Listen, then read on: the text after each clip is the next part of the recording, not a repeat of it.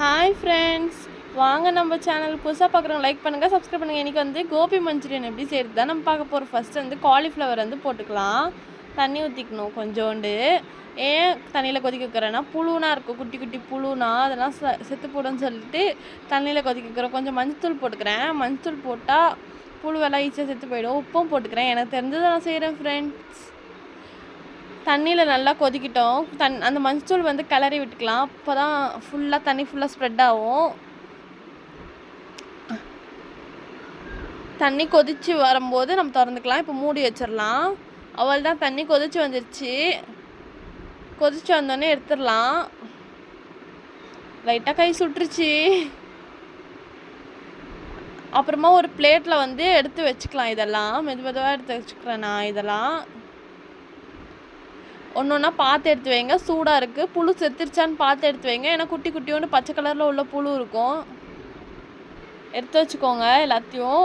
யாருக்கு கோபி மஞ்சூரியன் பிடிக்குமோ அவங்களாம் லைக் பண்ணுங்கள், கமெண்ட் பண்ணுங்கள். கமெண்ட்டில் சொல்லுங்கள், நான் பார்க்குறேன். அப்புறமா வந்து அதை எடுத்து வச்சதோடு நிறுத்தக்கூடாது. ரெண்டாவது வாட்டி வாஷ் பண்ணிக்கணும். கொதிக்க வச்சதோடு நிறுத்தக்கூடாது. ரெண்டாவது வாட்டி வாஷ் பண்ணிக்கணும். அதே மாதிரி கீழே விழுந்ததுன்னா போடக்கூடாது. அப்புறமா ரெண்டாவது வாட்டி வாஷ் பண்ணி நான் எடுத்து வச்சுக்கிட்டேன் எல்லாத்தையும்.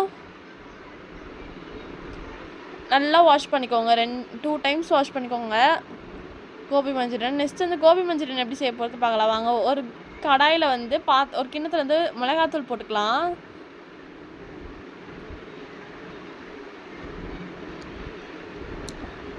நான் வந்து வீட்டில் அரைச்ச மிளகாத்தூள் தான் போடுறேன். நீங்கள் கடையில் வைக்கிறதுக்கு போட்டுக்கலாம். அப்புறம் கார்ன்ஃப்ளவர் மாவு போட்டுக்கலாம். அப்போ தான் நல்லா வரும் கோபி மஞ்சூரியனு. ஃபஸ்ட்டு கோபி மஞ்சூரியன் செய்கிறதுக்கு முன்னாடி காலிஃப்ளவர் வந்து ஃப்ரை பண்ணி தான் செய்யணும். அதனால தான் கார்ன்ஃப்ளவர் போட்டுக்கிட்டேன். அப்புறமா வந்து என்ன போட போகிறேன்னா, இது எடுக்கிறேன். தேடினேக்கிறேன், கிடச்சிருச்சு. சிக்கன் மசாலா, சிக்கன் 65 மசாலா சக்தி தான் போடுறேன். கொஞ்சமாக போட்டுக்கிறேன், டேஸ்ட் நல்லாயிருக்கும்னு போட்டுக்கிறேன் கொஞ்சோண்டு. அப்புறம் கரம் மசாலா கொஞ்சம் இருந்துச்சு, அதையும் போட்டுக்கிறேண்ணா. எனக்கு தெரிஞ்சதை நான் செய்கிறேன். அப்புறம் கொஞ்சோண்டு மல்லித்தூள் போட்டுக்கிறேன்.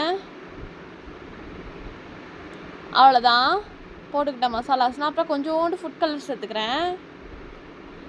ஃபுட் கலர் ஆப்ஷன் தான் ஃப்ரெண்ட்ஸ். ஃபுட் கலர் சேர்க்கணுன்னா சேர்த்துக்கலாம். அப்புறம் வந்து கொஞ்சோண்டு கர்ட் ஆட் பண்ணிக்கோங்க. ஆட் பண்ணி முட்டை ஊற்றிக்கிறேன். அது வந்து காட்டில் வீடியோவில் முட்டை ஊற்றி கொஞ்சம் பிசைஞ்சிக்கோங்க நல்லா. மாவு வந்து ஒரு கன்சிஸ்டிக்கு வரும். அந்த கன்சிஸ்டி வர வரைக்கும் நல்லா பிசைஞ்சிக்கோங்க. கைவிடாமல் பிசைஞ்சுனே இருங்க. இந்த கட்டி கட்டியாக வரும், அதெல்லாம் நல்லா உடச்சி பிசைங்க. இந்த கலருக்கு வந்துருச்சு மாவு. அப்புறம் கொஞ்சோண்டு சோயா சாஸ் ஊற்றிக்கிறேன். ஏன்னா ஊற்றினா நல்லாயிருக்கும் டேஸ்ட்டு, அதனால் கொஞ்சோண்டு ஊற்றிக்கிறேன். ஊற்றி நல்லா மிக்ஸ் பண்ணிக்கோங்க. ஒரு பேஸ்ட்டு பதத்துக்கு வர அளவுக்கு மிக்ஸ் பண்ணிக்கோங்க. புதுசாக நம்ம சேனல் பார்க்குறவங்க லைக் பண்ணுங்கள், சப்ஸ்கிரைப் பண்ணுங்கள் ஃப்ரெண்ட்ஸ். அப்புறம் நம்ம சுடுதண்ணில் போட்டு எடுத்த காலிஃப்ளவரை வந்து அதில் போட்டுக்கலாம். போட்டுக்கோங்க. போட்டு நல்லா மிக்ஸ் பண்ணிக்கலாம். மெதுவாக மிக்ஸ் பண்ணுங்கள், காலிஃப்ளவர் உடஞ்சிடக்கூடாது. ஏன்னா பாதி வெந்துருச்சுல இந்த காலிஃப்ளவர், அதனால் பார்த்து மிக்ஸ் பண்ணுங்கள் பொறுமையாக. காலிஃப்ளவர் பார்த்திங்களா எப்படி இருக்குன்னு, நல்லா இருக்கா? அப்புறம் வந்து ஒரு கடாயை எடுத்து வச்சுக்கணும். கடாய் வந்து காயட்டும். அப்புறம் ஒன்று சொல்கிறேன், மசாலா வந்து நீங்கள் வந்து ஃப்ரிட்ஜில், இப்போ காலிஃப்ளவர் போட்டுச்சுன்னா அந்த மசாலா வந்து நீங்கள் ஃப்ரிட்ஜில் எடுத்து வச்சுக்கிட்டிங்கன்னா நல்லா ஊறினா உங்களுக்கு காலிஃப்ளவர் சாஃப்டாகவும் கிறிஸ்பியாகவும் வரும். கடாய் காயணும், நல்லா காயணும். ஒரு சொட்டு எண்ணெய் ஊற்றி பார்க்குறேன் கடாய் காஞ்சிச்சான்னு. காஞ்சிருச்சு கடாய். இப்போ எண்ணெய் ஊற்றி காலிஃப்ளவர் பொரிக்க வேண்டியது தான். உங்களுக்கெல்லாம் இந்த காலிஃப்ளவர் ரெசிபி பிடிச்சிருந்துச்சின்னா ரெட் கலர் ஹார்ட் போடுங்க கமெண்டில். பிடிக்கலனா பிளாக் கலர் ஹார்ட் போடுங்க, பார்க்கலாம் எது நிறைய வருதுன்னு. இந்த காலிஃப்ளவர் நான் ஃபஸ்ட் டைம் செய்கிறேன். காலிஃப்ளவர் 65 தான் நான் நிறைய டைம் செஞ்சுக்கிறேன். காலிஃப்ளவர் கோபி வந்து இப்போ தான் செய்கிறேன், கோபி மஞ்சூரியன். கடாயில் எண்ணெய் ஊற்றிக்கிறேன். கொஞ்சமாக எண்ணெய் ஊற்றி கடுகு போட்டுக்கோங்க. நான் அப்புறம் தான் பொரிக்க போகிறேன் கோபியை. எண்ணெய் ஊற்றி கடுகு தெரியாமல் போட்டேன். அப்புறம் யோசிச்சு பார்த்தேன் கடுகு போடக்கூடாதுன்னு. ஒரு அவசரத்தில் கடுகு போட்டேன். நீங்கள் போடாதீங்க, ஓகேவா? வெங்காயம் போட்டுக்கோங்க. வெங்காயத்தை வந்து நீங்கள் எந்த சைஸில் வேணால் கட் பண்ணிக்கலாம். ஆனால் ஸ்மால் சைஸில் கட் பண்ணிங்கன்னா நல்லா இருக்காது. கொஞ்சம் மீடியம் சைஸில் கட் பண்ணிக்கோங்க வெங்காயம். வெங்காயத்து கூடயே நான் கருவேப்பிலையும் போட்டேன், பூண்டை போட்டேன். போட்டு நல்லா வதக்கிக்கோங்க. பச்சை வாசனை போகிற அளவுக்கு வதக்கிக்கோங்க, நல்லா வதக்கிக்கோங்க.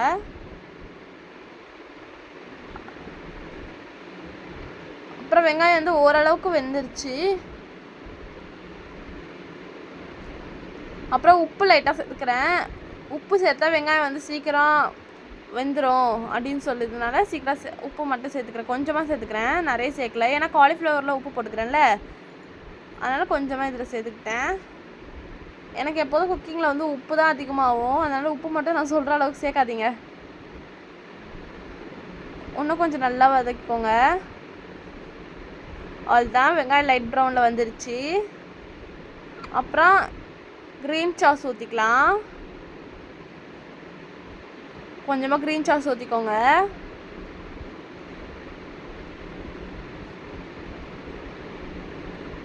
அப்புறம் ரெட் சாஸ் ஊற்றிக்கோங்க.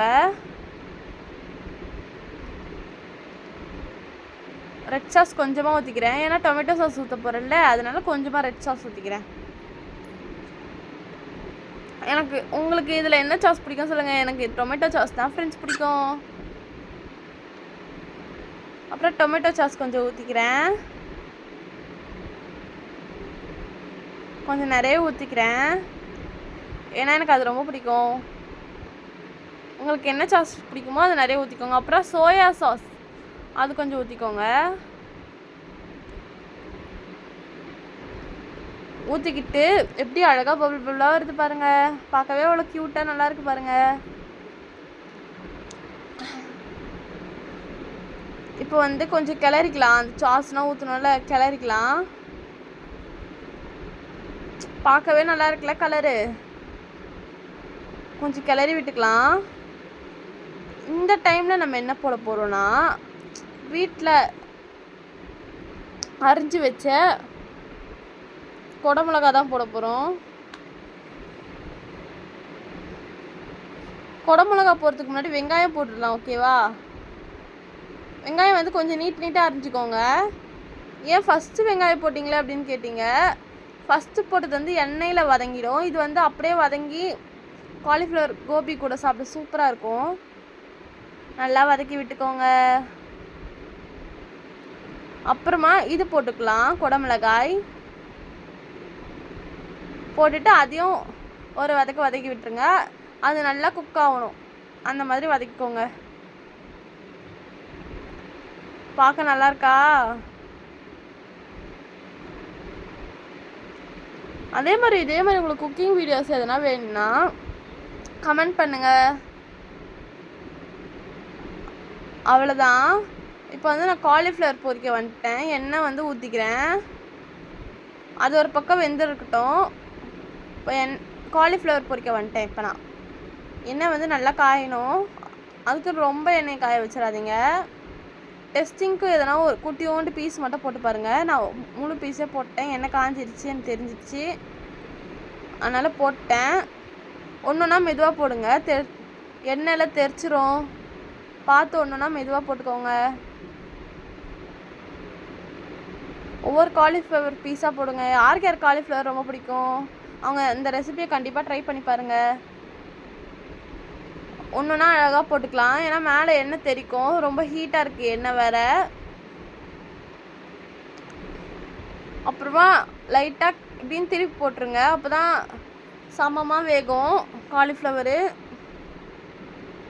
எனக்கு காலிஃப்ளவர் 65னா ரொம்ப பிடிக்கும் ஃப்ரெண்ட்ஸ். நல்லா வேகட்டும்.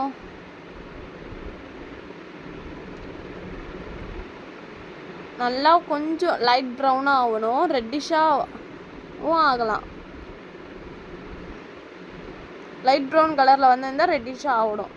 ஓகே, ஃபுட் கலர் வந்து நீங்கள் ரொம்ப சேர்த்துறாதீங்க, கொஞ்சமாக சேருங்க. காலிஃப்ளவர் வெந்துனே இருக்கு. பார்க்கும்போதே நல்லா இருக்குல்ல? அப்போ சாப்பிட்டா எப்படி இருக்கும்? வெந்துனே இருக்கு காலிஃப்ளவர். அது வரைக்கும் நான் பேசினே இருக்கிறேன். வேகம் அடுது சீக்கிரமாக. ஃப்ரை ஆகிட்டோன்னே ஒரு பிளேட்டில் எடுத்து வச்சுக்கணும். ஓகேவா?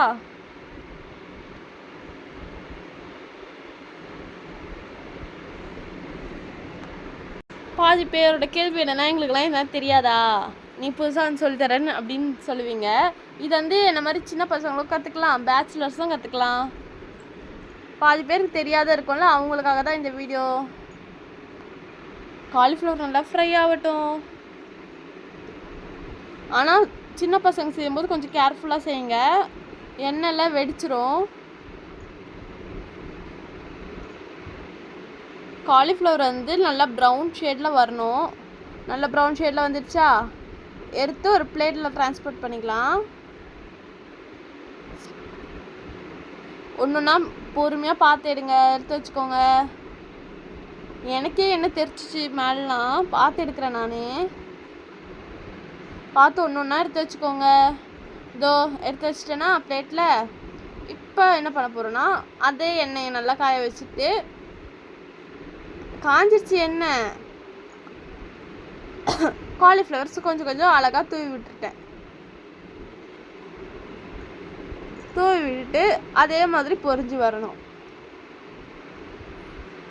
நல்லா ப்ரௌன் ஷேடுக்கு வந்தோடனே அப்புறமா ரெட்டிஷ் ஷேடுக்கு வரணும். ஓகே, அழகாக வரட்டும். காலிஃப்ளவர் பார்த்தீங்களா ஒட்டாமல் வருது. நான் சொன்ன ரெசிபீஸ் எப்படி சூப்பராக இருந்துச்சா? காலிஃப்ளவர் ஒட்டாமல் வந்துச்சுனாவே ஈஸி நம்மளுக்கு சமைக்கிறது.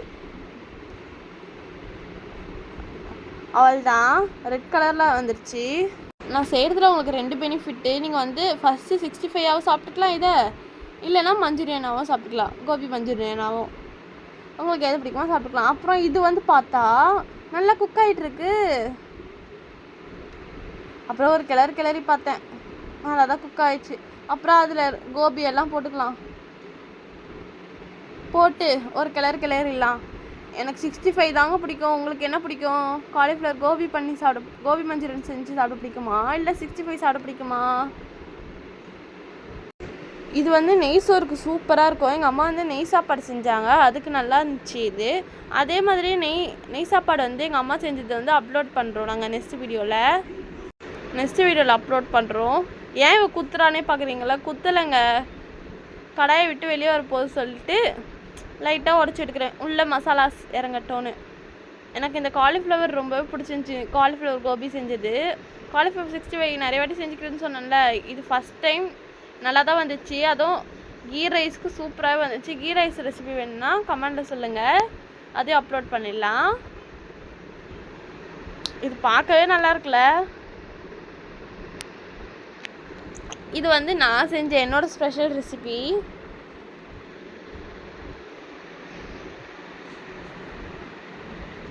நல்லா இருக்கா இந்த ரெசிபி?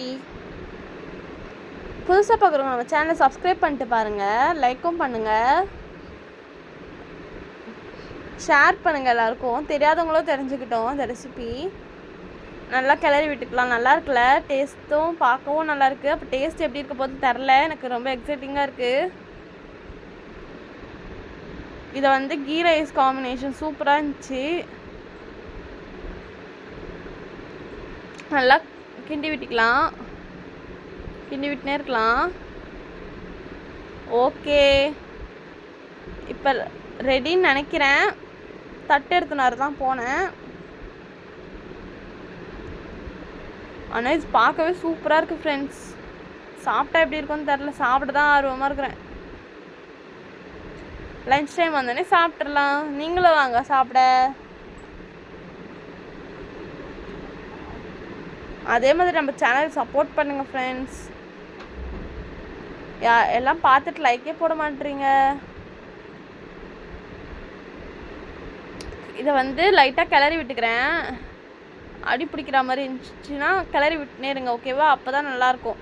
இங்கே பாருங்கள், கிட்ட காட்டுறேன் எப்படி இருக்குது டேஸ்ட்டு.